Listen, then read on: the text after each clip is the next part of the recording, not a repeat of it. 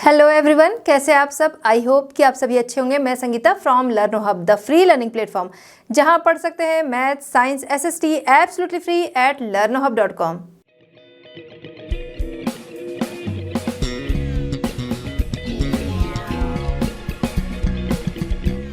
बच्चों, आज हम डिस्कस करेंगे आईसीएसई क्लास 10। टॉपिक हमारा है द यूनियन लेजिस्लेचर और द यूनियन पार्लियामेंट पार्ट 3।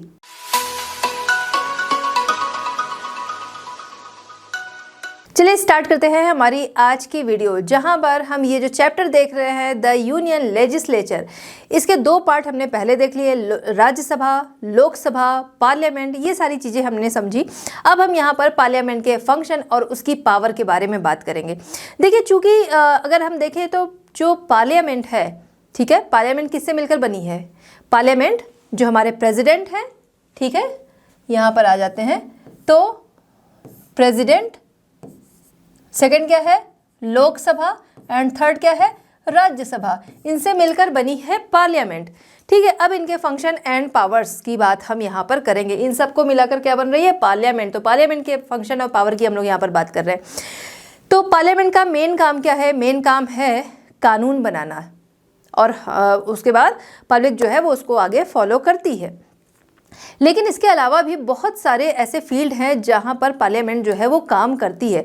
उनको हम इन टॉपिक्स जो है इनके अकॉर्डिंग समझेंगे। फर्स्ट है लेजिस्लेटिव पावर, ठीक है, जहां पर हम उसकी लेजिस्लेटिव पावर यानी कानून बनाने की जो पावर है उसके बारे में डिस्कस करेंगे।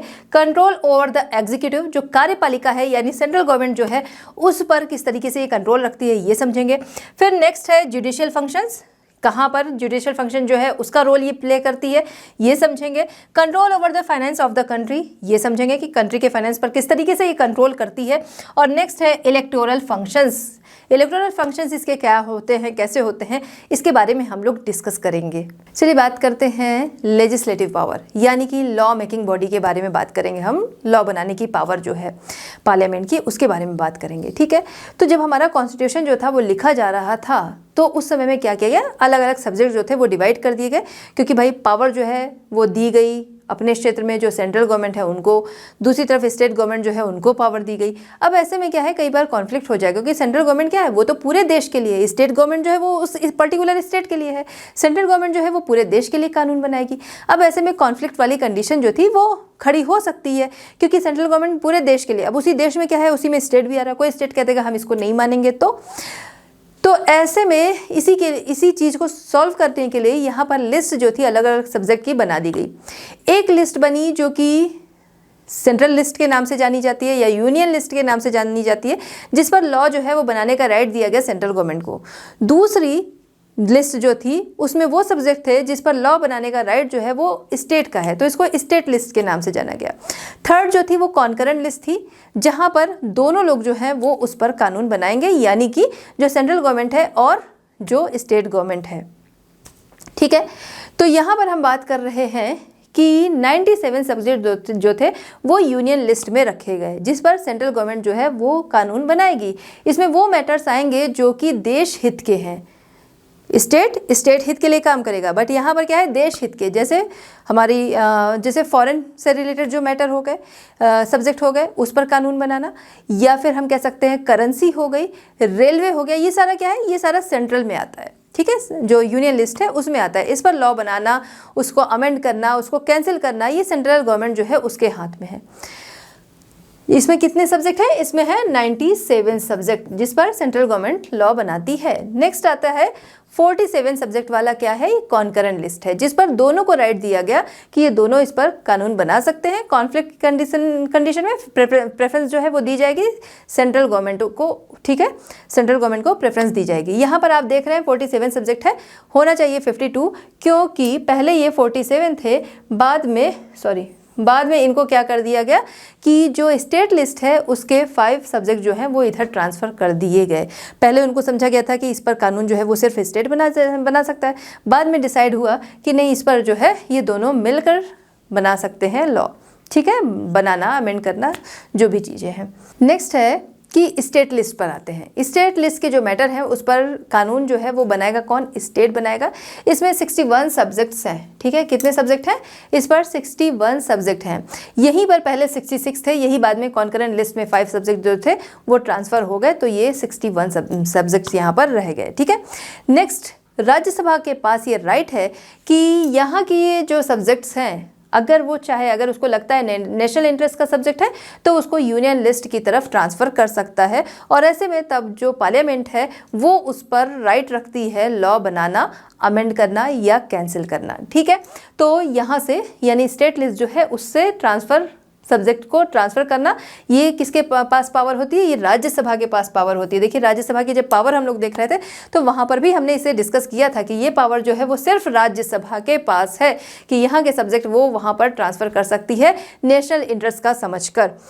2 या 2 से अधिक जो स्टेट हैं वो क्या करते हैं? सेंटर के पास आते हैं और उसको रिक्वेस्ट करते हैं कि इस सब्जेक्ट पर वो कानून बनाए, तो म्यूचुअल अंडरस्टैंडिंग से, तो फिर यहाँ पर सेंटर जो है वो उस पर लॉ जो है वो बना सकता है। इसके अलावा क्या है कि नेशनल इमरजेंसी वाली जो कंडीशन है, ऐसे में क्या करेगा? प्रेसिडेंट जो है वो आगे लॉ बनाएगा, ठीक। नेक्स्ट हम आते हैं, प्रेसिडेंट क्या कर सकता है? अगर किसी स्टेट का, ठीक है, किसी स्टेट में कॉन्स्टिट्यूशन मशीनरी यानी जो संवैधानिक तंत्र हमारा है वो ब्रेक डाउन हो रहा है, वो टूट रहा है, यानी कि कहीं पर इसका वायलेशन हो रहा है, ऐसे में वहाँ का जो एडमिनिस्ट्रेशन है, प्रेसिडेंट क्या करेगा? उसको अपने हाथ में ले लेगा और वहाँ के लिए फिर वो आगे लॉ बनाएगा।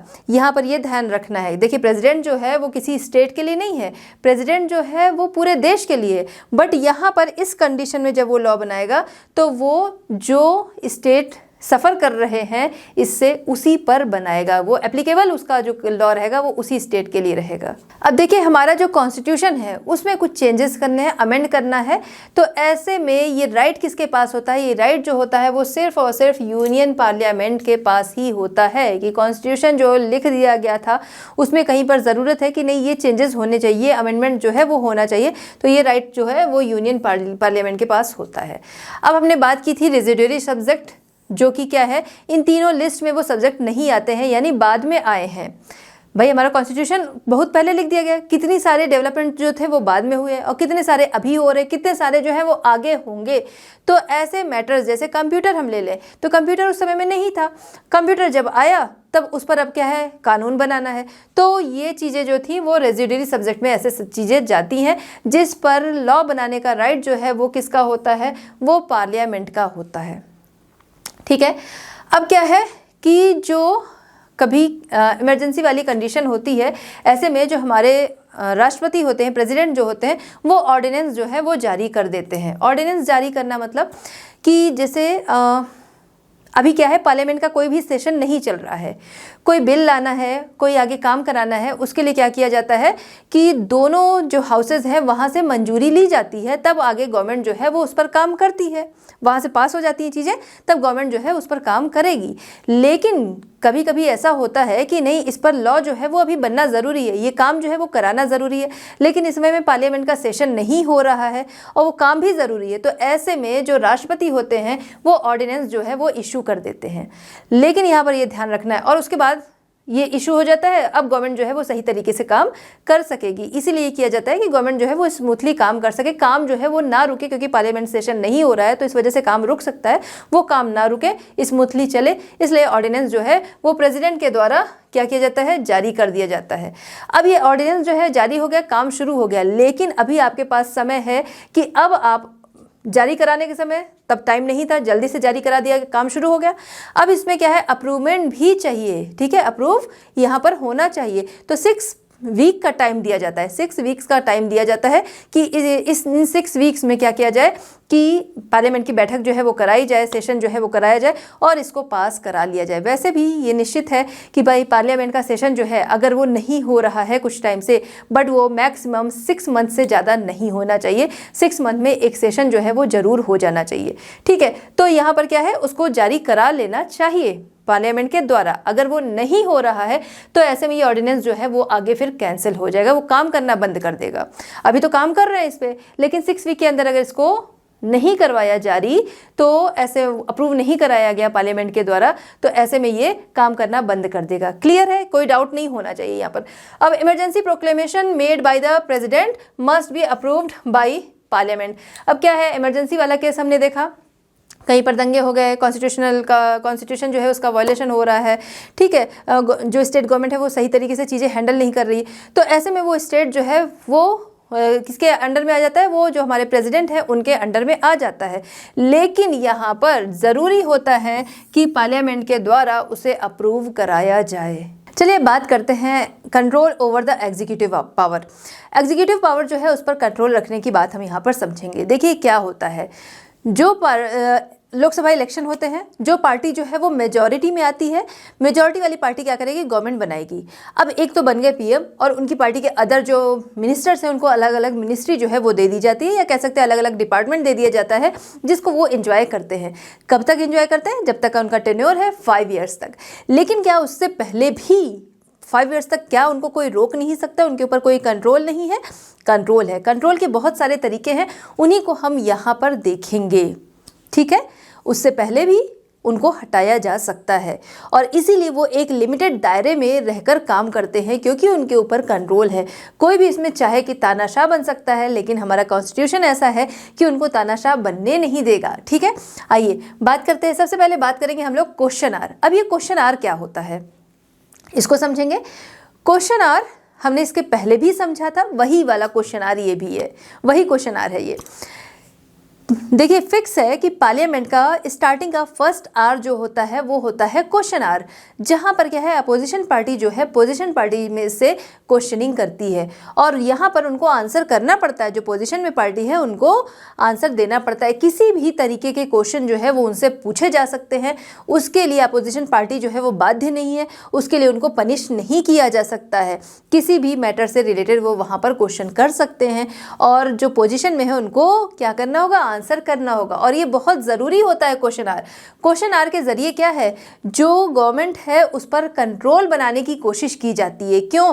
क्योंकि उन्हें पता रहेगा कि हमें आंसर करना है, हम आंसरेबल हैं, तो इसलिए वो अपनी रिस्पॉन्सिबिलिटी को सही तरीके से हैंडल करेंगे, ठीक है। तो इसलिए ये बहुत ज़रूरी होता है। तो क्वेश्चन आर हमने पहले भी डिस्कस किया, वही है daily routine of the parliament. क्या है, वो रिजर्व होता है क्वेश्चन के लिए, ठीक है, फर्स्ट आर जो होता है। नेक्स्ट हम बात कर रहे हैं बी, जो कि है vote of no confidence. Vote of no confidence भी हमने समझा था, जहां पर क्या होता है, जो गवर्नमेंट है या कह सकते हैं जो पीएम है और अदर जो मिनिस्टर हैं, किसी के भी खिलाफ नो कॉन्फिडेंस मोशन जो है वो लाया जा सकता है। अब पीएम जिनका कि देखा जाए तो ओहदा जो है, उनकी पोस्ट जो है वो अपने डिपार्टमेंट में सबसे बड़ी रहेगी, ठीक है। लेकिन फिर भी अगर उनका एक कोई भी मिनिस्टर जो है उसके खिलाफ भी नो कॉन्फिडेंस मोशन आता है, ऐसे में इनको भी रिज़ाइन करना पड़ेगा, यानी वो गवर्नमेंट जो है वो गई। अब दोबारा से इलेक्शन होंगे और नई गवर्नमेंट जो है वो है, हो सकता है दोबारा से सत्ता में यही आ जाए, बट इस समय नो कॉन्फिडेंस मोशन अगर इनके खिलाफ पास हो जाता है तो इनको रिज़ाइन करना होगा, चाहे इनके किसी भी मिनिस्टर की गलती हो या किसी भी मिनिस्टर के अगेंस्ट वो पास हो रहा है, तो इनको रिज़ाइन करना पड़ेगा। अभी कुछ ही दिन पहले नो कॉन्फिडेंस मोशन जो था वो लाया गया था, है ना। अब नो कॉन्फिडेंस मोशन जो है उसको लाने के लिए ज़रूरी क्या होता है, ऐसा नहीं है कि कभी भी जो अपोजिशन पार्टी के लोग हैं वो खड़े हो जाए, कह दें कि हमको नो कॉन्फिडेंस मोशन जो है वो लाना है। नहीं, जब उन्हें लगता है कि गवर्नमेंट जो है उसकी पकड़ जो है वो धीमी हो रही है, तो ऐसे में वो कोशिश करते हैं नो कॉन्फिडेंस मोशन लाया जाए। और नो कॉन्फिडेंस मोशन लाने के लिए ज़रूरी है कि 50 मेंबर्स जो हैं वो उसमें हामी भरें, कि भाई उनकी तरफ से हो कि हाँ नो कॉन्फिडेंस मोशन जो है वो लाना है। अभी सिर्फ लाने की बात हो रही है, अभी पास कराने की बात नहीं हो रही, सिर्फ लाने की बात हो रही है। तो 50 मेंबर्स की मंजूरी जो है वो बहुत ज़रूरी होती है, तभी नो कॉन्फिडेंस मोशन जो है वो लाया जा सकता है। अब उसको पास कराने के लिए ज़रूरी है 50% मेजॉरिटी जो है वो हो, ठीक है। मोर देन 50% अगर गवर्नमेंट जो है वो गेन करती है तो गवर्नमेंट जो है वो बची रहेगी। अगर गवर्नमेंट जो है वो नहीं गेन कर पाती, या फिर कह सकते हैं कि जो अपोजिशन पार्टी है वो 50% प्लस में चली जाती है, तो ये गवर्नमेंट जो है उसको रिज़ाइन करना पड़ता है। अभी तक में देखा जाए तो बहुत बार नो कॉन्फिडेंस मोशन जो है वो लाया गया है। हम बात करें पंडित जवाहरलाल नेहरू, हम बात करें लाल बहादुर शास्त्री जी, इन सब के खिलाफ भी लाया गया है। नो कॉन्फिडेंस मोशन, बट इनकी गवर्नमेंट जो थी वो बची रह गई थी क्योंकि इनके फेवर में वोट पड़े थे, न कि इनके अगेंस्ट में ज़्यादा वोट थे। ठीक है, तो इसलिए इनकी गवर्नमेंट बची रह गई। हम बात करें 1990 में, ठीक है, मिस्टर वीपी सिंह, इनकी गवर्नमेंट जो थी इसी वजह से गिर गई क्योंकि नो कॉन्फिडेंस मोशन जो था वो यहाँ पर पास हो गया था। ठीक है, नो कॉन्फिडेंस मोशन पास हो गया था, यानी कि यहाँ मेजॉरिटी में जो वोट पड़े थे वो उनके खिलाफ पड़े थे। हम बात करें 1999, ठीक है, 1999 की बात करें, इस समय मिस्टर अटल बिहारी वाजपेयी थे, इनकी गवर्नमेंट जो थी वो नो कॉन्फिडेंस मोशन के चलते ही गिर गई थी। यहाँ पर क्या था, इनके खिलाफ जो वोट पड़े थे, ये जब भी नो कॉन्फिडेंस मोशन की बात होती है तो मिस्टर अटल बिहारी वाजपेयी जी का नाम ज़रूर आता है।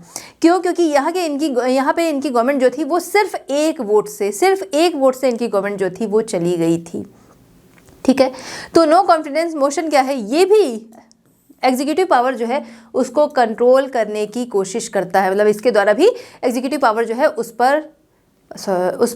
पर कंट्रोल किया जाता है। नेक्स्ट है अदर मोशन ऑफ सेंस्योर। ठीक है, सेंस्योर मोशन क्या है ये हम समझेंगे। अभी हमने इसके पहले नो कॉन्फिडेंस मोशन समझा था, उसी तरह का ये भी है, थोड़ा सा उससे अलग है, ये हम यहाँ पर समझेंगे।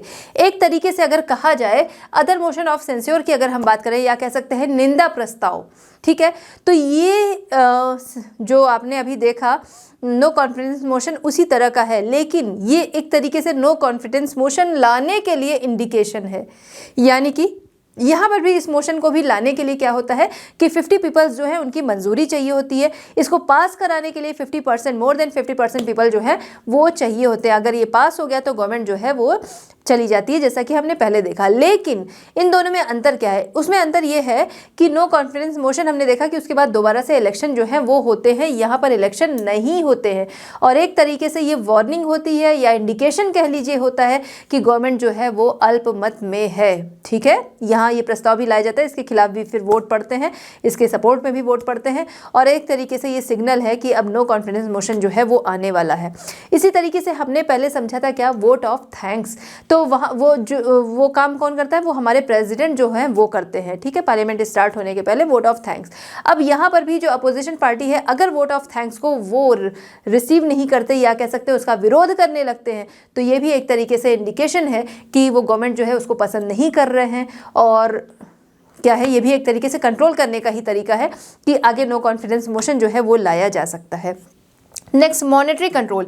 इसके ज़रिए भी क्या है, गवर्नमेंट जो है उस पर कंट्रोल किया जाता है, उसके जो खर्चे हैं उस पर कंट्रोल किया जाता है। देखिए, इसके पहले हमने बजट के बारे में बात की कि कट मोशन जो है वो लाने की बात। ठीक है, कि जब बजट जो है वो पेश होता है उस दौरान कट मोशन जो है वो लाया जाता है। ठीक, उसके ज़रिए क्या है, गवर्नमेंट के जो खर्चे हैं, एक्सपेंडिचर है, उनको कंट्रोल करने की कोशिश की जाती है। साथ ही साथ यहाँ पर कोशिश की जाती है कि जो मिनिस्टर्स हैं उनकी जो सैलरी है उसको रिड्यूस किया जाए। इस तरीके से जो बजट होता है, जो प्रोग्राम्स होते हैं, उनके लिए जो बजट तैयार होता है, उसके लिए जो अमाउंट मांगा जाता है उसको रिड्यूस करने की कोशिश की जाती है। और इस तरीके से हम देखते हैं कि मॉनेटरी कंट्रोल जो है गवर्नमेंट का वो यहाँ पर किया जाता है, एग्जीक्यूटिव पावर जो है उसके मॉनेटरी कंट्रोल जो है वो किया जाता है।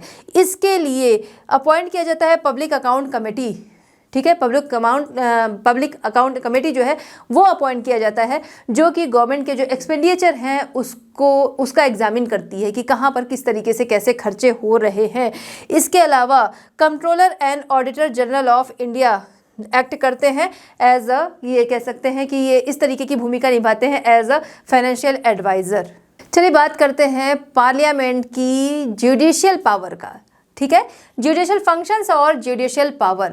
देखिए, पार्लियामेंट जो कि जानी जाती है लेजिस्लेटिव बॉडी, जहाँ पर क्या है, लॉ जो है वो बनाए जाते हैं, उनको पास कराया जाता है, लेकिन इसके अलावा कहीं पर इसको जुडिशियल राइट्स भी प्राप्त होते हैं, वो हम देखेंगे। वैसे तो जुडिशरी या फिर कह सकते हैं जजमेंट के लिए जुडिशरी है, कहीं पर जजमेंट देना है तो उसके लिए जुडिशरी है, बट कहीं कहीं पर हम देखेंगे कुछ मामले ऐसे हैं जहाँ पर ये रोल जो है जुडिशरी का ये प्ले करती है पार्लियामेंट। कहाँ पर हम देखते हैं, सबसे पहले बात करेंगे प्रेसिडेंट। अगर प्रेसिडेंट जो है कहीं पर कॉन्स्टिट्यूशन के वॉयलेशन का उसको दोषी पाया जाता है कि उसने जो हमारा संविधान है उसका उल्लंघन किया है, ऐसे में पार्लियामेंट के किसी भी हाउस से मेजॉरिटी में 2/3 वोट अगर पड़ जाते हैं इनके खिलाफ, तो ऐसे में जो प्रेसिडेंट हैं इनको क्या किया जाता है, इन पर महाभियोग चलाया जाता है। और अगर क्या है दूसरे हाउस से भी इतना ही मेजॉरिटी मिलती है तो उनको तुरंत ही रिमूव किया जाता है उनकी पोस्ट से।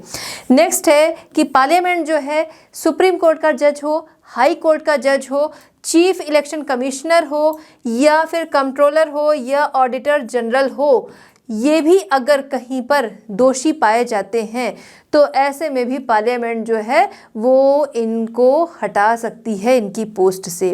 ठीक है, यानी कि अगर इनको दोषी पाया जाता है तो ऐसे में पार्लियामेंट के किसी भी हाउस से 1/4 मेजॉरिटी इनके खिलाफ मिल जाए, या फिर दोनों हाउसेस जो हैं वहाँ से 2/3 मेजॉरिटी मिल जाए, तो ऐसे में इनको हटाया जा सकता है। ठीक है, इनकी पोस्ट से।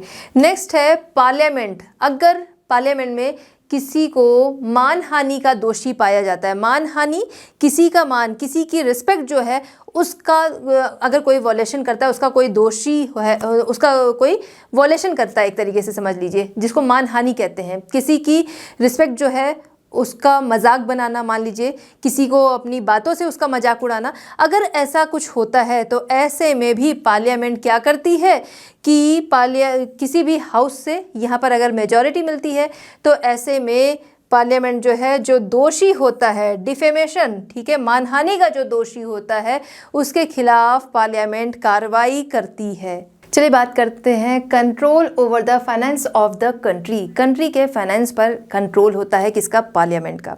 कैसे होता है, देखिए एक चीज़ हम यहाँ पर समझेंगे। हमने क्या किया, मेजॉरिटी में जिसको वोट मिला उसकी गवर्नमेंट बन गई। अब उसको क्या है, उसको पता है कि उसकी रिस्पॉन्सिबिलिटी किसके लिए है, पब्लिक के लिए है। अगर वो ऐसा नहीं करेगी तो आगे जो विपक्ष पार्टी है या अपोजिशन में है वो क्या करेगा, उससे क्वेश्चनिंग करेगा।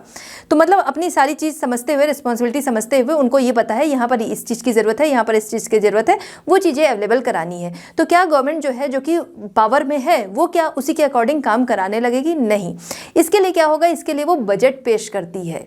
बजट पेश करती है कहाँ, पार्लियामेंट में। तो पार्लियामेंट जो है इसके पास ये राइट होता है उसे अप्रूव करे, कट करे और या फिर रिजेक्ट करे। तो इस तरीके से पार्लियामेंट क्या करती है, पार्लियामेंट जो होती है ये क्या करती है, जो फाइनेंस होता है कंट्री का उस पर कंट्रोल रखती है। ठीक है, कंट्री के फाइनेंस पर ये कंट्रोल करने का काम करती है। तो इस तरीके से देखें, custodian of the national purse, जो राष्ट्र निधि है, नेशनल पर्स, उसकी ये कस्टोडियन है, उसकी संरक्षक है। आइए समझते हैं कैसे। सबसे पहले हम बात करेंगे एनुअल बजट। एनुअल बजट आपने देखा होगा कि बजट जो है वो पेश किया जाता है, जैसा अभी हम लोगों ने डिस्कस किया कि कहाँ पर कैसे खर्च करना है, ये पूरा सब कुछ जो है वो बताना होता है, अपने अकॉर्डिंग ही नहीं खर्च कर देना है। ठीक है, तो बजट क्या है, बजट जो है वो हमारे जो प्रेसिडेंट है उनको पेश करना चाहिए, बट प्रेसिडेंट जो है उनकी मंजूरी के अकॉर्डिंग, वो मंजूरी उनके अप्रूवल से क्या होता है, जो हमारे फाइनेंस मिनिस्टर होते हैं वो क्या करते हैं, बजट को पार्लियामेंट में पेश करते हैं। यहाँ तक क्लियर? आपने देखा भी होगा कि बजट जो है वो पेश होता है, जिसमें क्या किया जाता है, इसमें जो नेक्स्ट कमिंग ईयर जो है, यानी कि हमारा जो फाइनेंशियल ईयर होगा, जो स्टार्ट होता है कब से, फाइनेंशियल ईयर हमारा स्टार्ट होता है 1 अप्रैल से स्टार्ट होता है, जो कि चलता है 31 मार्च तक, 1 अप्रैल to 31 March.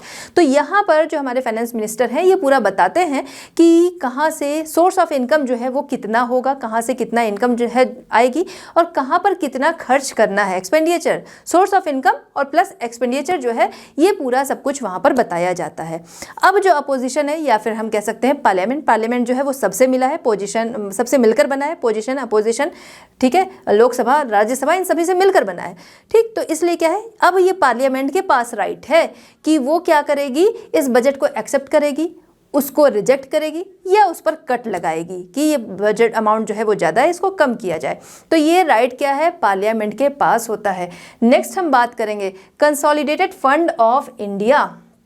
Consolidated fund of India क्या है, कंसोलिडेटेड फंड ऑफ इंडिया जहाँ पर क्या है, जो भी डायरेक्ट इनडायरेक्ट, ठीक है, डायरेक्ट इनडायरेक्ट जो भी टैक्स आता है वो इसमें कलेक्ट होता है।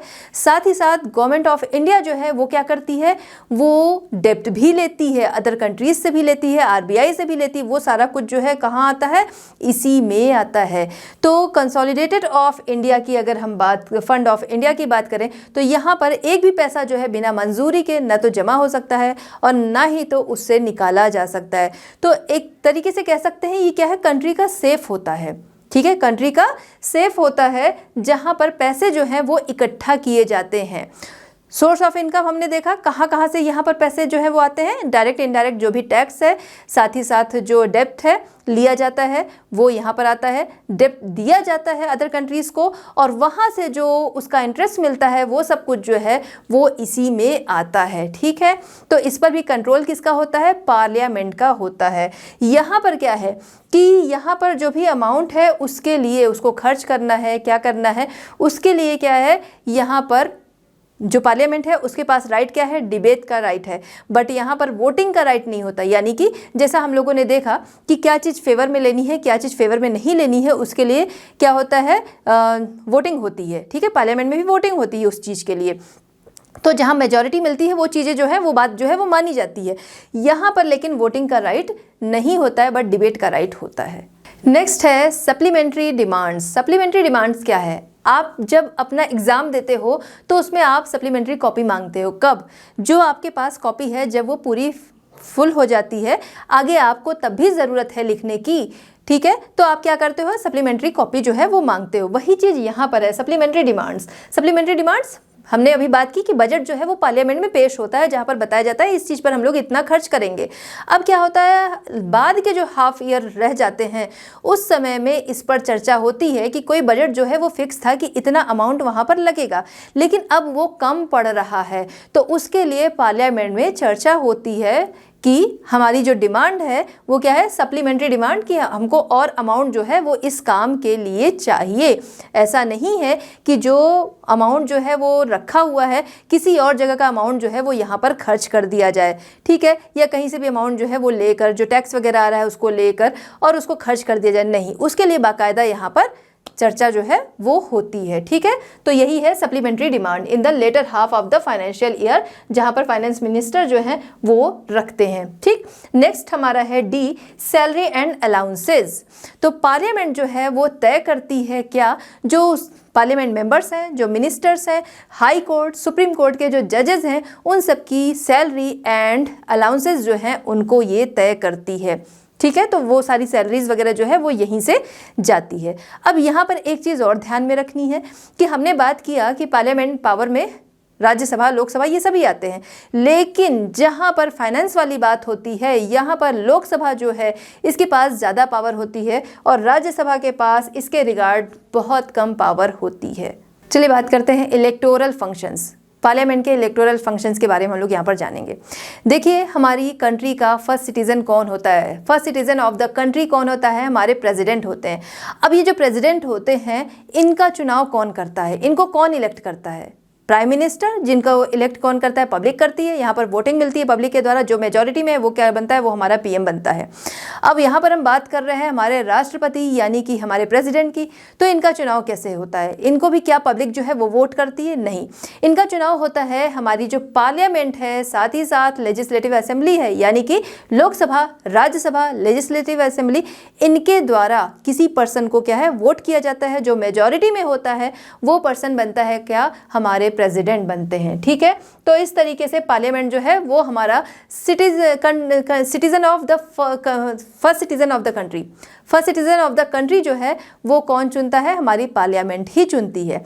अब हम बात करते हैं वाइस प्रेसिडेंट। वाइस प्रेसिडेंट जो है इनको कौन चूज करता है, तो इलेक्ट करता है। तो वाइस प्रेसिडेंट को इलेक्ट करने का राइट जो है वो लोकसभा और राज्यसभा के पास होता है। ध्यान रखना है, यहाँ पर लेजिस्लेटिव असेंबली जो है वो इन्वॉल्व नहीं होती है। नेक्स्ट हम बात करेंगे लोकसभा के स्पीकर और डेप्यूटी स्पीकर, वो कौन इलेक्ट करता है, तो लोकसभा मेंबर्स जो होते हैं अपने बीच में से ही स्पीकर और डेप्यूटी स्पीकर जो है उसको इलेक्ट करते हैं। राज्यसभा के जो चेयरमैन होते हैं उनको इलेक्ट करने का जो राइट होता है वो किसका होता है, वो जो हमारे वाइस प्रेसिडेंट होते हैं वही होते हैं हमारे राज्यसभा के चेयरमैन। अगर आपको ध्यान हो तो ये चीज़ हम लोगों ने पहले ही डिस्कस किया था। तो राज्यसभा, लोकसभा जो है अपना स्पीकर और डिप्टी स्पीकर दोनों को चूज करती है। वहीं पर राज्यसभा की बात हम लोग करें तो राज्यसभा सिर्फ अपना डिप्टी चेयरमैन जो है उसको ही इलेक्ट करती है, क्योंकि उसका चेयरमैन जो होता है वो जो वाइस प्रेसिडेंट होते हैं वही होते हैं। चलिए बात करते हैं relationship between the two houses of the parliament, या फिर point of differences between the two houses of the parliament. Parliament के दोनों हाउसेज जो हैं उनके बीच के डिफरेंसेस, ठीक है, वो हम यहाँ पर देखेंगे। और या फिर हम कह सकते हैं उनके बीच के डिफरेंसेस या फिर रिलेशनशिप जो है वो हम यहाँ पर समझेंगे। देखिए, पार्लियामेंट के दोनों हाउसेज यानी कि लोकसभा और राज्यसभा के बारे में हम लोग यहाँ पर समझेंगे, उनके बीच के डिफरेंसेस, उनके बीच के रिलेशनशिप, ठीक है। तो लोकसभा जो कि रिप्रेजेंट किसको करती है, वो करती है लोगों को, क्योंकि लोकसभा मेंबर जो है वो लोगों के द्वारा इलेक्ट होकर पहुंचते हैं। वहीं दूसरी तरफ हम बात करें राज्यसभा, जो कि राज्यों को एक तरीके से रिप्रेजेंट करती है। इसके मेंबर्स जो होते हैं वो कहाँ से आते हैं, इसके मेंबर्स आते हैं स्टेट लेजिस्लेटिव असेंबली के जो मेंबर्स होते हैं उनके द्वारा इनडायरेक्टली इलेक्ट होते हैं। ये अभी इसके पहले भी हम लोगों ने समझा था कि जो एमएलएज वगैरह होते हैं उन्हीं में से कौन पहुँचते हैं, हमारे राज्यसभा के जो मेंबर्स होते हैं वो पहुँचते हैं, ठीक है। तो इस तरीके से इनका इलेक्शन होता है। देखा जाए तो दोनों भाई बराबर भी हैं। वहीं पर कहीं पर अगर हम लोग देखें कि अगर कहीं पर कॉन्फ्लिक्ट वाली सिचुएशन आती है, वहां पर लोकसभा जो है उसको मेजॉरिटी दी जाती है। आइए इसको हम लोग समझते हैं। तो differences over the legislative matters, जहां पर क्या है लेजिस्लेटिव मैटर्स है वहां पर किस तरीके से डिफरेंस है ये समझेंगे दो बिल्स के जरिए। फर्स्ट है ऑर्डिनरी बिल एंड सेकेंड जो है वो मनी बिल, ठीक है। Ordinary bills and money bills जो है उनके जरिए इनको हम लोग समझेंगे। ऑर्डिनरी बिल की बात अगर हम लोग करें, ठीक है, तो ऑर्डिनरी बिल कोई बिल जो है वो पेश होता है तो हमारी पार्लियामेंट जो है उसके दोनों हाउसेज में पेश होता है, ठीक है। ऑर्डिनरी बिल जो होते हैं उनकी अगर हम बात करें, पार्लियामेंट के दोनों हाउसेज जो होते हैं वहां पर वो पेश होते हैं। राज्यसभा और लोकसभा दोनों जगह से मंजूरी मिलना ज़रूरी होता है। जब दोनों जगह से मंजूरी मिलती है तब वो पहुंचता है कहाँ, हमारे प्रेसिडेंट के पास। तब उसके बाद उस बिल पर प्रेसिडेंट जो है जब वो साइन करते हैं तब वो बिल जो है वो पास होता है, ठीक है। अब क्या है, कई बार क्या होता है दोनों हाउसेज जो है वहां से बिल पास हो गया, बट प्रेसिडेंट जो है, ये प्रेसिडेंट वाली पावर में हम लोग देखेंगे, प्रेसिडेंट जो है उसको क्या करेंगे, रिजेक्ट नहीं कर सकते, बट उसमें उसको इम्प्रूव करना या फिर उसमें कह सकते हैं कुछ सुधार जो है वो करने के लिए बोल सकते हैं। दोबारा से आएगा तो उनको पास करना पड़ेगा। लेकिन हम यहाँ पर बात कर रहे हैं राज्यसभा और लोकसभा की, तो दोनों लोग जब साइन करते हैं तब वो बिल पहुँचता है हमारे राष्ट्रपति के पास और फिर उस पर साइन करते हैं तब वो बिल पास होता है। लेकिन कई बार ऐसा होता है कि लोकसभा और राज्यसभा में किसी बिल को लेकर कॉन्फ्लिक्ट है। तो जब कॉन्फ्लिक्ट वाली कंडीशन होगी तो ऐसे में क्या होगा, ऐसे में जो लोकसभा का स्पीकर होगा, ध्यान रखिएगा, लोकसभा का जो स्पीकर होगा वो क्या करेगा, इनका ज्वाइंट सेशन कराएगा और वहाँ पर ये जो कॉन्फ्लिक्ट है या डिस्प्यूट जो है उसको सुलझाने की कोशिश की जाएगी। अगर वो तब भी नहीं सुलझ रहा है तब प्रेफरेंस किसको दी जाएगी, तब प्रेफरेंस जो है वो दी जाएगी लोकसभा को। क्यों, क्योंकि लोकसभा के अगर मेंबर्स भी हम देखें तो राज्यसभा से लगभग डबल हैं, ठीक है, डबल से ज़्यादा ही है, ठीक। तो must be pass by the both of the houses, ordinary bill जो है, parliament before going for the president assent, but in the case of the deadlock, ठीक है, डेडलॉक सिचुएशन हम लोगों ने बात की ना, जहां उनके बीच में कॉन्फ्लिक्ट होगा वो उसे क्या कहेंगे, डेडलॉक वाली सिचुएशन। तो वहां पर क्या है, between the two houses over a bill, तो ऐसे में लोकसभा जो है उसको प्रेफरेंस दी जाएगी। बी है यहाँ पर मनी बिल्स। मनी बिल्स की हम लोग बात करें, मनी बिल्स जो हैं वो लोकसभा में ही इंट्रोड्यूस किए जाते हैं, ये हमने पहले भी समझा। तो लोकसभा जो है वहाँ पर मनी बिल इंट्रोड्यूस होता है, वहाँ से उसको पास किया जाता है। अब हम बात करते हैं राज्यसभा के पास मनी बिल को लेकर क्या पावर है। तो राज्यसभा के पास मनी बिल को लेकर कोई पावर नहीं होती है। अगर क्या है, अगर राज्यसभा के पास कोई बिल पहुँचता है तो उनके पास, अगर लोकसभा से पास हो गया तो उसके अगेंस्ट जाने की कोई पावर राज्यसभा के पास नहीं है। ध्यान रखिएगा कि लोकसभा के अगेंस्ट मनी बिल के मामले में राज्यसभा जो है वो अगेंस्ट नहीं जा सकता है। हाँ, उस पर वो एडवाइस करना चाहे तो एडवाइस कर सकता है। कोई भी बिल जो है वो उनके पास जब साइन के लिए पहुंचता है, क्योंकि भाई दोनों जगह से जब साइन होगा, सहमति मिलेगी, तभी फिर प्रेसिडेंट जो है उनके पास पहुँचता है और प्रेसिडेंट उस पर साइन करते हैं। लेकिन यहाँ पर ये कह सकते हैं हम लोग फॉर्मेलिटी के लिए वहाँ पर जाता है, बट उसके अगेंस्ट वो नहीं जा सकते हैं, राज्यसभा उसके अगेंस्ट नहीं जा सकती है।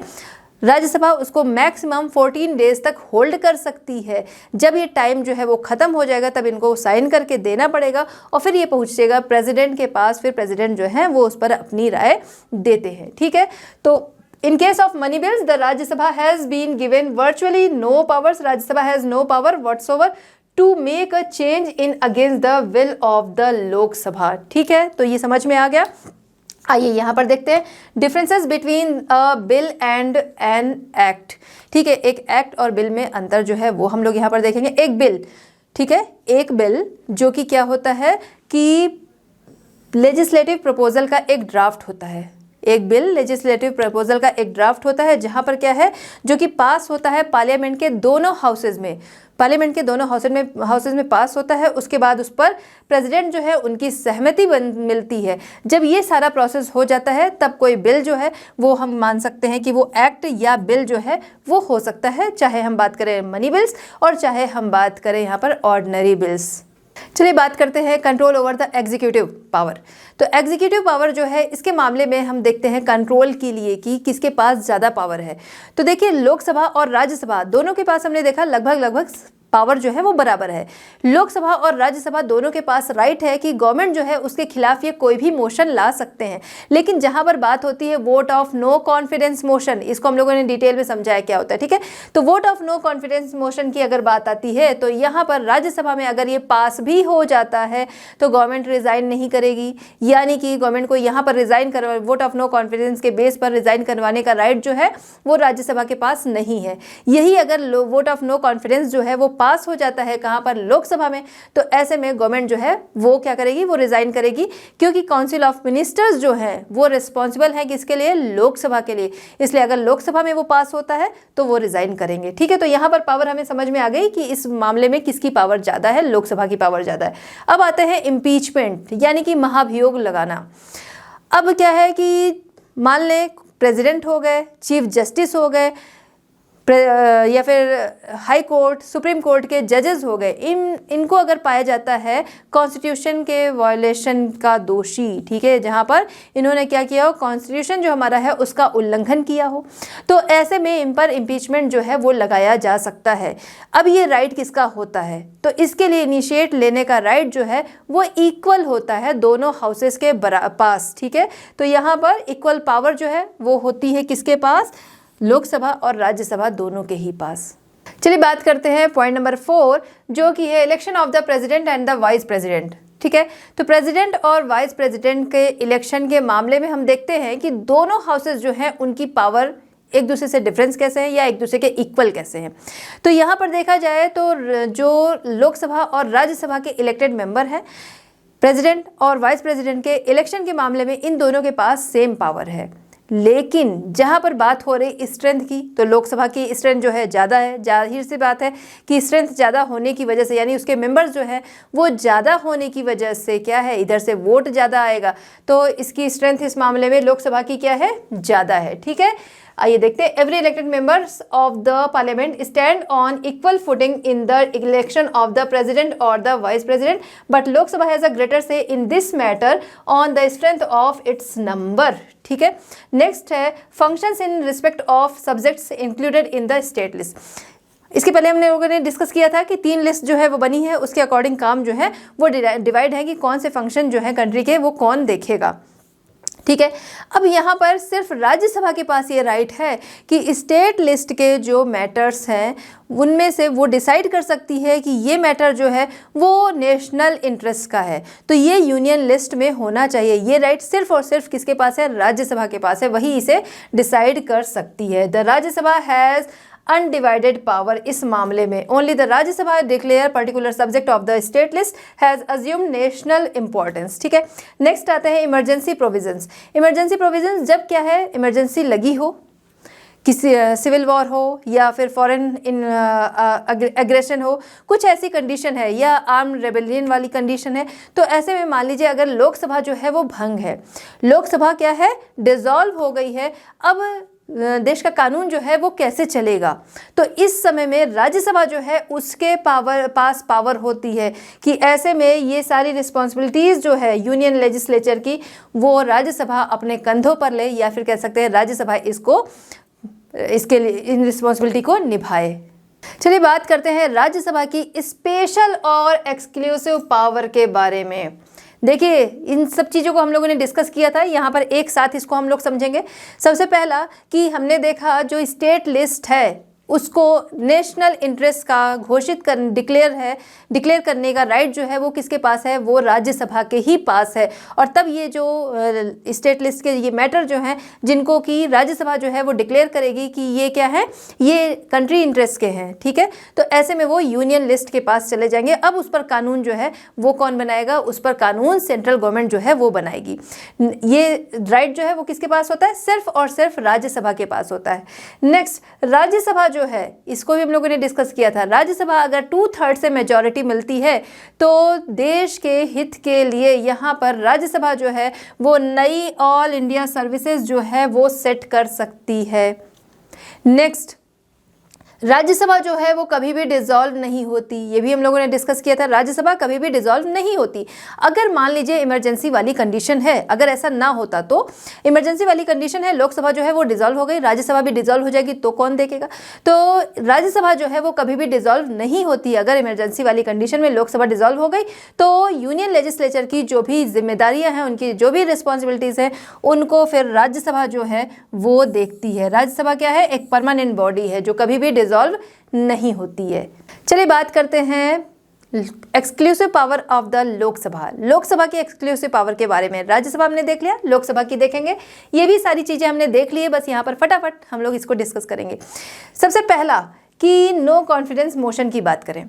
देखिए कोई भी मोशन जो है वो दोनों हाउसेस में पास हो सकता है, लेकिन अगर नो कॉन्फिडेंस मोशन जो है राज्यसभा में पास होता है तो ऐसे में यूनियन गवर्नमेंट जो है वो रिज़ाइन नहीं करेगी। लेकिन अगर वो लोकसभा में पास होता है तो फिर यूनियन गवर्नमेंट क्या करेगी, रिज़ाइन करेगी। कब करेगी, जब वो लोकसभा में पास होगा तभी। तो ये पावर किसकी है, सिर्फ और सिर्फ लोकसभा के ही पास है।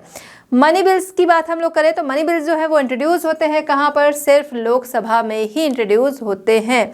मनी बिल पर अगर कोई एडवाइस जो है वो मांगी जाती है राज्यसभा पे से तो उसको 14 डेज तक का टाइम दिया जाता है। अगर उसमें क्या है उसने साइन कर दिया, आगे क्या है हमारे प्रेसिडेंट के पास जाएगा साइन के लिए, तो अगर उसने कर दिया तब तो ठीक है। अगर राज्यसभा ने तब तक में इसको पे साइन नहीं किया, इसको होल्ड ही करे रखा, तो ऐसे में उसको पास ही माना जाता है, क्योंकि उस पर राइट लेने का जो उस पर कह सकते हैं डिसीजन का जो राइट होता है, या कह सकते हैं लोकसभा के अगेंस्ट जाने का राइट राज्यसभा के पास नहीं होता है, और ऐसे में उस बिल को पास ही माना जाएगा। ठीक है, तो ये हो गया। मनी बिल जो है वो सिर्फ और सिर्फ लोकसभा जो है यहीं पर पास माना जाता है, यहीं पर ही इंट्रोड्यूस होता है। नेक्स्ट हम बात करेंगे थर्ड, अगर क्या है डेडलॉक वाली कंडीशन है, यानी कि किसी भी बिल को लेकर, किसी भी मोशन को लेकर क्या है राज्यसभा और लोकसभा दोनों जगह पर क्या है कॉन्फ्लिक्ट है, ठीक है, दोनों के बीच में कॉन्फ्लिक्ट्स हैं, तो उसे क्या कहते हैं, डेडलॉक वाली कंडीशन। तो इस दौरान क्या है स्पीकर दोनों का जॉइंट सेशन बुलाता है जहां पर दोनों से बात की जाती है, और अगर कोई डिसीजन निकला तो ठीक, डिसीजन नहीं निकला तो ऐसे में लोकसभा जो है उसको प्रेफरेंस दी जाती है। क्यों दी जाती है, क्योंकि लोकसभा मेंबर्स जो हैं उनके नंबर्स ज़्यादा हैं। ठीक है, लोकसभा में 543 मेंबर्स हैं, वहीं पर राज्यसभा की बात करें उससे आधे से भी कम है, 245। ठीक है, तो इस वजह से जाहिर सी बात है कहाँ से मेजॉरिटी आएगी, मेजॉरिटी जिसके पास ज़्यादा मेंबर्स हैं तो वो आएगी लोकसभा, तो लोकसभा की बात ऐसे में मानी जाएगी। तो ये पावर भी जो है कि डेडलॉक वाली कंडीशन जो है ऐसे में लोकसभा की बात मानी जाएगी। चलिए बात करते हैं different list of subjects for legislation, इसके बारे में हम लोग यहाँ पर समझेंगे। पहले भी हम लोगों ने इसको डिस्कस किया है, फटाफट देख लेते हैं। सबसे पहले बात करते हैं हम यूनियन लिस्ट। यूनियन लिस्ट जहाँ पर कंट्री इंटरेस्ट के सब मैटर्स जो है वो आते हैं। देखिए क्या हुआ कि पावर जो है वो सेंट्रल गवर्नमेंट स्टेट गवर्नमेंट के बीच में बांट दी गई। अब क्या है कि कॉन्फ्लिक्ट ना हो, इसलिए यहाँ पर 3 लिस्ट जो है वो बना दी गई कि इस पर लॉ बनाने का राइट जो है वो सेंट्रल गवर्नमेंट का है, इसका स्टेट गवर्नमेंट का है, और कुछ ऐसी लिस्ट जो कि जो थर्ड लिस्ट थी वो ऐसी थी जिसमें कि दोनों के ही राइट थे। ठीक है, कि उस पर दोनों लोग लॉ बना सकते हैं अपने अपने अकॉर्डिंग। एक सेंट्रल गवर्नमेंट जो है वो कंट्री लेवल पे बना देगी और स्टेट जो है वो अपने अकॉर्डिंग अपने उस मैटर पे बनाएगा लॉ। इसके अलावा कुछ रेजिड्यूरी सब्जेक्ट जो कि बाद में ऐड हुए, इन पर कानून बनाने का राइट जो है वो सेंट्रल गवर्नमेंट उसको दिया गया। चलिए आइए अब इन लिस्ट को हम देख लेते हैं। सबसे पहले बात करेंगे यूनियन लिस्ट, जो कि आती है कंट्री इंटरेस्ट के मैटर यहाँ पर ऐड है कि उन पर लॉ बनाने का राइट जो है वो किसका है, वो हमारी गवर्नमेंट का है, सेंट्रल गवर्नमेंट का राइट है इस पर कानून बनाने का। इसमें कितने सब्जेक्ट्स हैं, इनमें 97 इंपॉर्टेंट सब्जेक्ट्स हैं। जैसे कि डिफेंस हम बात करें, डिफेंस क्या है, ये कंट्री इंटरेस्ट का ही सब्जेक्ट है, ठीक है, ये पर्टिकुलर हम किसी पर्सन को या किसी स्टेट को नहीं दिया जा सकता। नेक्स्ट है करेंसी, रेलवेज, ये ऐसे मैटर है जो कि कंट्री लेवल के हैं, तो ये यूनियन लिस्ट में है। अब हम बात करते हैं स्टेट लिस्ट, जहाँ पर 61 सब्जेक्ट हैं, जहाँ पर अब इस पर अगर हम बात करें कि इस पर कानून जो है वो बनाने का राइट किसका है, तो यहाँ पर जो स्टेट गवर्नमेंट है उसका राइट है। थर्ड जो है कॉन्करेंट लिस्ट, यहाँ पर 47 सब्जेक्ट्स हैं। पहले भी हमने डिस्कस किया कि 52 ये हो गया क्योंकि यहाँ से 5 जो है इधर ट्रांसफ़र हो गए, लेकिन चूँकि आपके यहाँ बुक में 47 है तो अभी हम लोग 47 लेकर चल रहे हैं, बट ये है कितना, 52 है। तो कॉन्करेंट लिस्ट जो है यहाँ पर 47 सब्जेक्ट है। तो अब हम बात कर रहे हैं जब 47 सब्जेक्ट की, ठीक है, इन पर लॉ बनाने का राइट किसका है, तो कॉन्करेंट लिस्ट के जो मैटर्स हैं उन पर ये दोनों मिलकर, ये दोनों जो है वो लॉ बना सकते हैं। जैसे हम बात करें एजुकेशन, एजुकेशन में हम देखते हैं कि सेंट्रल गवर्नमेंट जो है वो भी लॉ बनाती है, अब उस पर क्या है, स्टेट गवर्नमेंट जो है वो भी लॉ बनाती है। लेकिन यहाँ पर ध्यान रखना है कि रेजिडुअरी सब्जेक्ट जो कि सब्जेक्ट बाद में आए उस पर राइट दिया गया है किसका, यूनियन जो सेंट्रल गवर्नमेंट है उसको राइट दिया गया है। अब हम बात कर रहे हैं कॉन्करेंट लिस्ट की, अगर यहाँ पर इन दोनों को राइट है, कुछ ऐसा मैटर जहाँ पर इनके बीच में कॉन्फ्लिक्ट हो जाए, ये कह रहे हैं हम यहाँ पर ये रखेंगे, ये कह रहे हैं नहीं ये नहीं रख सकते, ऐसे में क्या होगा, ऐसे में सेंट्रल गवर्नमेंट जो है उसको वरीयता दी जाएगी, यानी तब सेंट्रल गवर्नमेंट जो है उसकी बात मानी जाएगी। चलिए बात करते हैं एंटी डिफेक्शन लॉ। कॉन्स्टिट्यूशन के 10th शेड्यूल में कुछ सुधार किए गए, उसको हम लोग यहाँ पर समझेंगे। एंटी डिफेक्शन लॉ की बात करेंगे। एंटी डिफेक्शन लॉ आपने कई बार सुना होगा कि कुछ लोग जो हैं एक पार्टी छोड़कर दूसरी पार्टी को ज्वाइन कर लेते हैं। कई बार इलेक्शन के समय ऐसा होता है, इलेक्शन के समय तो ऐसा बहुत ज़्यादा देखने को मिलता है, कई बार इलेक्शन के बाद जो है तब भी ऐसा देखने को मिलता है। तो ये चीज़ जो थी वो पहले बहुत ही आम थी, बड़ी आसानी से हो जा रही थी, जो कि देखा जाता है 1967 में एक पर्सन थे, उन्होंने क्या किया कि 15 डेज़ के अंदर पार्टी जो थी वो कई बार उन्होंने बदली, 15 डेज़ के अंदर कई बार पार्टी बदली। अब यहाँ पर ये चीज़ समझ में आ रहा है कि अगर हर पर्सन जो है वो इस तरीके से करने लगे, बहुत सारे लोग ऐसे करने लगेंगे, तो जिस पार्टी को पब्लिक ने मेजॉरिटी दी है वो पार्टी क्या होगी, उसके लोग जो हैं वो दूसरी पार्टी को ज्वाइन कर लेंगे, ये पार्टी कमज़ोर हो जाएगी और जो पार्टी कमज़ोर थी वो मेजॉरिटी में आ जाएगी। तो इस तरीके से पब्लिक का भरोसा, जो कि माना गया है कि भाई पब्लिक जो है वो चुनती है, ठीक, पब्लिक इलेक्ट करती है, तो वो चीज़ टूटी। दूसरा, वो पार्टी जो थी वो कमज़ोर हो गई जो कि मेजॉरिटी में थी। तो इसी के लिए एंटी डिफेक्शन लॉ जो था इसको लाने की तैयारी हुई, प्रोसेस जो था वो लंबा चला। हम देखते हैं 1985 में 52nd अमेंडमेंट के तहत ये एक्ट जो था वो लाया गया, ठीक है। इसके बाद हम देखते हैं कि 2003 जब बीजेपी की गवर्नमेंट थी, मिस्टर अटल बिहारी वाजपेयी जो थे वो प्राइम मिनिस्टर थे, इस दौरान इसमें अमेंडमेंट कुछ किया जाता है, ठीक है। 91st अमेंडमेंट जो है वो किया जाता है, कब, 2003 में। अब क्या चीज़ें ये थी ये हम लोग यहाँ पर समझेंगे।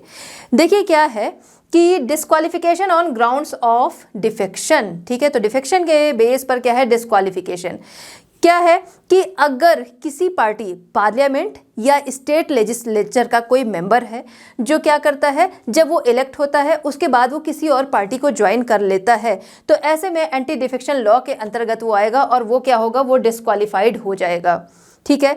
या फिर किसी पार्टी में जो मेन पर्सन है वो क्या कह रहा है, कोई मोशन वगैरह जो है वो लाया गया है, जैसा कि हमने देखा पार्लियामेंट वगैरह में क्या है, किसी भी चीज़ के लिए वोटिंग होती है, तो वहाँ पर कहा जा रहा है उसको जिस फेवर में वोटिंग करने को, वो उसके अगेंस्ट जा रहा है, यानी कि जो उसका हाई कमान कह रहा है कि आपको वोट जो है वो इस फेवर में करना है और वो उसके अगेंस्ट जा रहा है, तो यहाँ पर पार्टी अनुशासनहीनता जो है उसमें वो आएगा और इस तरीके से वो डिस्क्वालीफाइड हो जाएगा, ठीक है। नेक्स्ट है कि अगर कोई इंडिपेंडेंट मेंबर है, चाहे वो पार्लियामेंट का है, चाहे स्टेट लेजिस्लेटिव का है, ठीक है, पार्लियामेंट या फिर स्टेट लेजिस्लेचर का है, वो पर्सन, वो क्या है, वो अगर इलेक्ट हो जाता है और उसके बाद वो अपनी पार्टी को छोड़ देता है, इलेक्ट होने के बाद वो अपनी पार्टी को छोड़ता है, तो इलेक्ट किया भाई, पब्लिक ने उस पर भरोसा किया, अब वो क्या करेगा, वो अपनी पार्टी को छोड़ देगा, तो ऐसे में भी वो क्या होगा, वो डिस्क्वालिफाइड हो जाएगा, ठीक है, क्योंकि तुमको इलेक्ट किया गया, उसके बाद मतलब आपको इलेक्ट किया गया, फिर उसके बाद आप छोड़ रहे हो, तो यहाँ पर उसको डिस्क्वालीफाइड कर दिया जाएगा। नेक्स्ट है कि कब ये डिस्क्वालिफिकेशन नहीं माना जाएगा और पार्टी जो है, लोग एक पार्टी से दूसरी पार्टी में चले जाएंगे, तब होगा जब कोई ग्रुप जो है 2/3 की मेजॉरिटी के साथ दूसरी पार्टी को ज्वाइन करता है, तब वो डिस्क्वालिफाइड नहीं होगा। जैसे मान लीजिए कि लोकसभा में किसी पार्टी का कोई मेंबर है जो कि 5 मेंबर्स हैं या फिर कह सकते हैं 3 मेंबर्स हैं, तो 3 में से 2 मेंबर्स जो हैं वो दूसरी पार्टी को ज्वाइन कर रहे हैं, या 5 हैं, 5 में से 3 मेंबर्स जो हैं वो दूसरी पार्टी को ज्वाइन कर रहे हैं, तो इस कंडीशन में वो डिस्क्वालिफाइड नहीं होगा, क्योंकि वो एक ग्रुप जो है वो जा रहा है दूसरी पार्टी को ज्वाइन करने। हमने बोला था कि यहाँ पर 1985 में एक एक्ट लाया गया था, फिर हम देखते हैं इसमें अमेंडमेंट किया गया था 2003 में, तो यही चीज़ थी कि यहाँ पर 2/3 की जो मेजॉरिटी दी गई है, ये पहले 1/3 था, जिसको जब बीजेपी गवर्नमेंट थी तो उनको लगा कि इसका बहुत ज़्यादा असर नहीं पड़ रहा है, इसीलिए उन्होंने इसको क्या किया, 2/3 ये मेजॉरिटी जो थी वो कर दी थी, ठीक है। तो यही अमेंडमेंट जो था वो बाद में देखने को मिलता है। No disqualification would be incurred when a legislature party decide to merge, ठीक है, विलय हो जाना, तब उसको क्या माना जाएगा, उसको मर्ज होना माना जाएगा, उसको ये नहीं माना जाएगा कि दल बदला है तो इसको पनिश करो। यहाँ पर क्या है, 2/3 की मेजॉरिटी अगर वो ला रहा तो वो क्या है, वो मर्ज माना जाएगा with another party and such decision is supported by not less than 2/3 of its member, तब वो डिस्क्वालिफाइड नहीं होगा। चलिए बात करते हैं procedure for the amendment of the constitution. Constitution में हम सुनते रहते हैं कि अमेंडमेंट होता है, ठीक है। अब ये अमेंडमेंट जो है वो किस तरीके से होता है ये हम समझेंगे। क्या ये कभी भी हो सकता है, क्या ये किसी की भी डिमांड पर हो सकता है, या फिर ये नहीं हो सकता है, ये सारी चीज़ें हम यहाँ पर समझेंगे। देखिए अमेंडमेंट की बात अगर हो रही है हमारा कॉन्स्टिट्यूशन जो है उसमें, तो पहले तो हम बात करें हमारे कॉन्स्टिट्यूशन का नेचर कैसा है। हमारे कॉन्स्टिट्यूशन का नेचर जो है वो बहुत रिजिड नहीं है कि कभी भी किसी भी चीज़ की डिमांड आई और हम लोगों ने क्या किया कि कॉन्स्टिट्यूशन जो है उसको चेंज कर दिया, तो बहुत फ्लेक्सिबल नहीं है और बहुत रिजिड भी नहीं है कि कहीं पर किसी चीज़ की डिमांड है और उसके बाद उसको तब भी हम लोग चेंज नहीं कर सकते हैं। तो हमारा कॉन्स्टिट्यूशन ना ही बहुत फ्लेक्सिबल है ना ही बहुत रिजिड है, पहले तो इसका नेचर हम ये जान लेते हैं। अब आते हैं कि ये प्रोसीजर जो है वो किस तरीके से होता है। तो सबसे पहली चीज़ कि इंडिया क्या है, इंडिया जो है अलग अलग राज्यों का एक संघ है, या फिर कह सकते हैं विभिन्न स्टेट्स का वो एक फेडरेशन है, जहाँ पर क्या है अलग अलग स्टेट जो है वो अपनी ज़रूरतों के अकॉर्डिंग डिमांड कर सकते हैं, ठीक है। तो कुछ चीज़ें ऐसी हैं जिसको चेंज करने के लिए, वहाँ पर अमेंडमेंट के लिए हमारा कॉन्स्टिट्यूशन जो है वो बहुत ही रिजिड है। अगर वहाँ पर क्या है चेंजेस चाहिए तो कुछ उसकी शर्तें हैं, जब वो शर्तें पूरी होती हैं तभी चेंज हो सकता है या तभी अमेंडमेंट जो है वो हो सकते हैं। क्या है ये, इनको हम समझेंगे। सबसे पहले जानते हैं किस फील्ड में, ठीक है। इलेक्शन ऑफ द प्रेसिडेंट, अगर प्रेसिडेंट का इलेक्शन है, या executive power of the union and state government का है, legislative relation between the union and state, supreme court and high court, ठीक है, representation of state in parliament, ये सारी चीज़ें हैं। भाई सब कुछ फिक्स है ना कि रिप्रेजेंटेशन जो है पार्लियामेंट में वो कब मिलेगा, ठीक है, स्टेट्स का वो कैसे मिलेगा, ये सारी चीज़ें हैं। प्रेसिडेंट जो है उसका इलेक्शन किस तरीके से होता है, सुप्रीम कोर्ट के जजेस की बात हम लोग कर लें, तो ये ऐसी चीज़ें हैं जिसके मामले में हमारा कॉन्स्टिट्यूशन जो है वो काफ़ी रिजिड है। लेकिन ऐसा नहीं कि इसमें अमेंडमेंट नहीं हो सकता। अगर अमेंडमेंट की ज़रूरत है तो किस कंडीशन में हो सकता है वो भी हम समझेंगे, ठीक है। कब, जब ये क्या है टोटल मेंबरशिप, टोटल मेंबरशिप किसकी, जो पार्लियामेंट है, पार्लियामेंट के दोनों हाउसेस के अलग अलग सदस्य, ठीक है, पार्लियामेंट के दोनों हाउसेस के अलग अलग सदस्य यानी कि लोकसभा और राज्यसभा, यहाँ से जब अगर 2/3 में मेजॉरिटी मिलती है किसी चीज़ के लिए, किसी अमेंडमेंट के लिए, तभी वो अमेंडमेंट जो है वो होगा, ठीक है। टोटल मेंबर के 2/3 मेंबर्स जो हैं उनसे अगर यहाँ पर सपोर्ट मिलेगा तभी ये इसमें अमेंडमेंट जो है वो किया जा सकता है, ठीक है। इसके अलावा सिर्फ इतना ही नहीं और भी यहाँ पर है, ये है कि स्टेट लेजिस्लेचर जो है वहाँ से भी कम से कम आधे स्टेट्स जो हैं, 1/2 स्टेट्स जो हैं, वहाँ से भी मंजूरी मिले तभी ये चीज़ें जो हैं उनमें अमेंडमेंट हो सकता है। ठीक है, ये कुछ सब्जेक्ट्स हैं, इनको ध्यान रखना है कि इन सब्जेक्ट्स के मामले में ये काफ़ी रिजिड है। वो तभी होगा जब एक तो ये शर्त पूरी होगी, दूसरा 1/2 ऑफ द स्टेट लेजिस्लेचर यहाँ पे भी क्या है उसको मंजूरी मिलेगी, तभी वो अमेंडमेंट हो सकेगा। चलिए, तो अभी हमने देखा अमेंडमेंट, कुछ सब्जेक्ट जो थे वो हमने देखा कि उसमें अगर अमेंडमेंट चाहिए तो क्या शर्तें हैं। अब आगे हम देखते हैं कुछ और सब्जेक्ट जो है वहाँ पर थोड़ा सा फ्लेक्सिबिलिटी जो है वो हमें देखने को मिलती है, यानी कि जो पहले की फॉर्मेलिटीज़ थी उसमें कुछ अमेंडमेंट करते हुए कुछ और जो कॉन्स्टिट्यूशन है हमारे हैं उनको क्या किया जा सकता है, उनमें सुधार किया जा सकता है, उन्हें चेंज किया जा सकता है। ठीक है, आइए देखते हैं किस बेस पर उनमें अमेंडमेंट किया जा सकता है उन सब्जेक्ट्स में। All other provision of the constitution क्या है, फर्स्ट जो है कंसर्न पार्लियामेंट जो है वहाँ से मेजॉरिटी, ठीक है, मेजॉरिटी में वो पास होना चाहिए अमेंडमेंट, तब उसके बाद वो मान्य होगा। नेक्स्ट, राष्ट्रपति के पास जाने के पहले कोई भी, देखिए हम देखते हैं लोकसभा राज्यसभा दोनों जगह से पास होता है, फिर वो पहुंचता है राष्ट्रपति के पास, जब राष्ट्रपति उस पर सिग्नेचर करते हैं तभी उस बिल को पास माना जाता है। ठीक है, तो ऐसे में क्या है कि राष्ट्रपति के पास पहुंचने से पहले ईच हाउस जो है सेपरेटली 2/3 मेजॉरिटी जो है उनकी तरफ से होनी चाहिए। ठीक है, अगर उस तरीके की वोटिंग मिली है तभी उसको फिर राष्ट्रपति के पास भेजा जाएगा और तभी वो आगे पास हो पाएगा। अब यहाँ पर ये ध्यान रखना है, हमने बोला कि पहले के जो फॉर्मेलिटीज़ हैं उसमें अमेंडमेंट करते हुए क्या किया जा सकता है, उसमें सुधार करते हुए आगे ये प्रोसेस जो है वो बढ़ाया जा सकता है। ठीक है, इसमें थर्ड एक और हम लोगों ने शर्त देखी थी, 1/2 ऑफ द स्टेट जो है उनकी मंजूरी, तो उसकी यहाँ पर ज़रूरत नहीं है। ये दो जो है यही दोनों फुलफिल करते हैं, उसके बेस पर जो सब्जेक्ट अभी हम देखेंगे उनमें क्या है सुधार किया जा सकता है। ठीक है, no need to fulfil the third formality. Third formality आपको समझ में आ गई कि क्या थी।